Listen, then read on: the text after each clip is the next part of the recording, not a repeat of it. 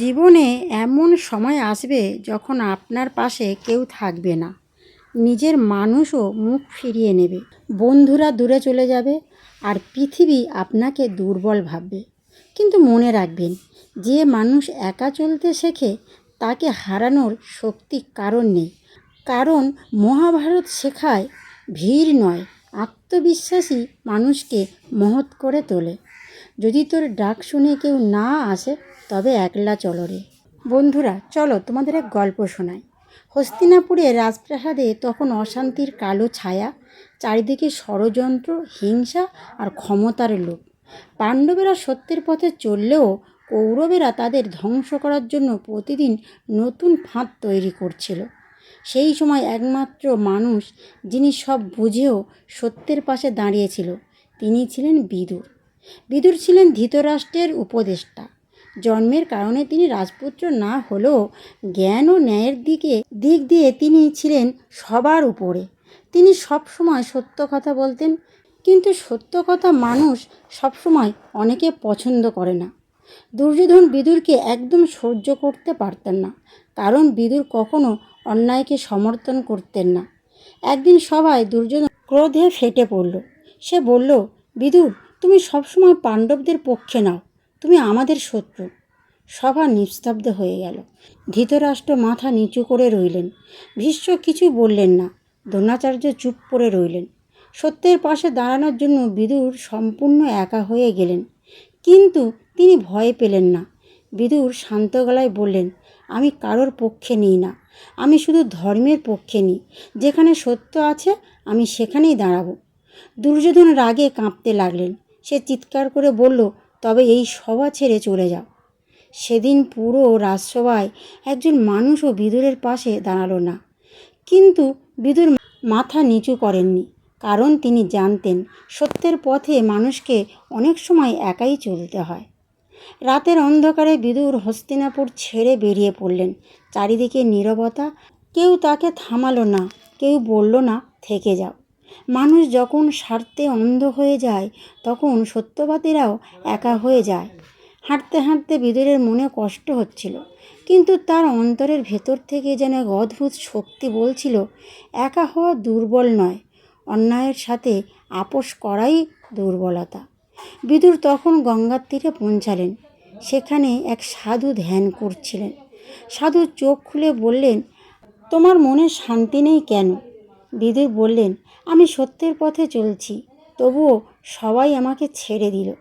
সাধু মৃদু হেসে বললেন, সূর্য যখন উদয় হয় তখন সে একাই আলো দেয়, চাঁদ একাই রাত আলোকিত করে, সিংহ একাই জঙ্গলে হাঁটে, আর সত্যবাদী মানুষও একাই পথ চলে। বিদুরের চোখে জল এসে গেল। সেদিন তিনি বুঝলেন, জীবনের সবচেয়ে বড় শক্তি হলো নিজের বিবেক। কয়েকদিন পর শ্রীকৃষ্ণ বিদুরের কুঠিরে এলেন।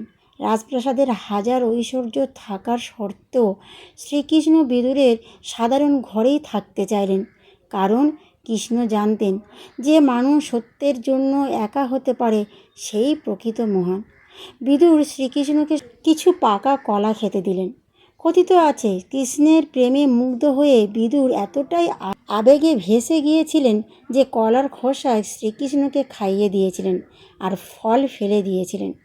শ্রীকৃষ্ণ হাসি মুখে সেই খোসাও খেয়েছিলেন, কারণ সেখানে রাজকীয় খাবার ছিল না, ছিল নিঃস্বার্থ ভালোবাসা। শ্রীকৃষ্ণ তখন বিদুরকে বললেন, বিদুর, পৃথিবীতে সবাই তোমার সাথে চলবে না, কিন্তু যদি তোমার অন্তর পবিত্র হয় তবে ঈশ্বর তোমার সাথে থাকবেন। যে মানুষ সত্যের জন্য একা দাঁড়াতে পারে তাকে কখনো পরাজিত করা যায় না। বিদুর মাথা নত করলেন। এরপর সময় গড়িয়ে গেল। অবশেষে কুরুক্ষেত্রের যুদ্ধ শুরু হলো। সেদিন পুরো পৃথিবী দুই ভাগে বিভক্ত হয়ে গেল।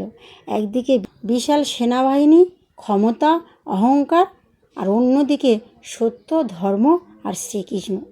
পাণ্ডবদের পথ সহজ ছিল না। অনেক সময় তাদের মনে হয়েছিল তারা একা, কিন্তু শ্রীকৃষ্ণ তাদের বলেছিলেন, ধর্মের পথে চললে প্রথমে সবাই ছেড়ে যায়, তারপর মানুষ হাসে, তারপর মানুষ বাধা দেয়, শেষে সেই মানুষগুলোই তোমার উদাহরণ দেয়। একদিন যুদ্ধের আগে অর্জুন ভেঙে পড়েছিলেন। নিজের আত্মীয়দের সামনে দেখে তার হাত কাঁপছিল। তিনি বললেন, মাধব, আমি পারবো না। তখন শ্রীকৃষ্ণ গীতার অমরবাণী শুনিয়েছিলেন। তিনি বলেছিলেন, তুমি শুধু সত্যের পথে চলো।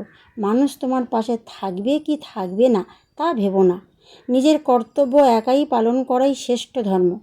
অর্জুন তখন বুঝেছিলেন, ভয় মানুষকে দুর্বল করে, কিন্তু সত্য মানুষকে শক্তিশালী করে। তাহলে বন্ধুরা, মহাভারতের এই কাহিনী শুধু অতীতের গল্প নয়, এটি আমাদের জীবনের সত্য। আজ যখন আপনি ভালো হতে যাবেন, মানুষ আপনাকে ভুল বুঝবে। যখন সত্য কথা বলবেন, অনেক দূরে সরে যাবেন। যখন অন্যায়ের বিরুদ্ধে দাঁড়াবেন, তখন হয়তো আপনাকে একাই লড়তে হবে। কিন্তু মনে রাখবেন, একলা চলা মানে হারিয়ে যাওয়া নয়।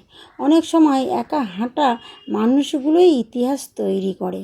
পৃথিবী আপনাকে ছেড়ে গেলেও ভেঙে পড়বেন না, কারণ গাছের বীজ অন্ধকারের মাটিতে নিচে একাই লড়াই করে বিশাল বৃক্ষ পরিণত হওয়ার জন্য। তাই যদি তোর ডাক শুনে কেউ না আসে, তবে একলা চলো রে। রাধে রাধে।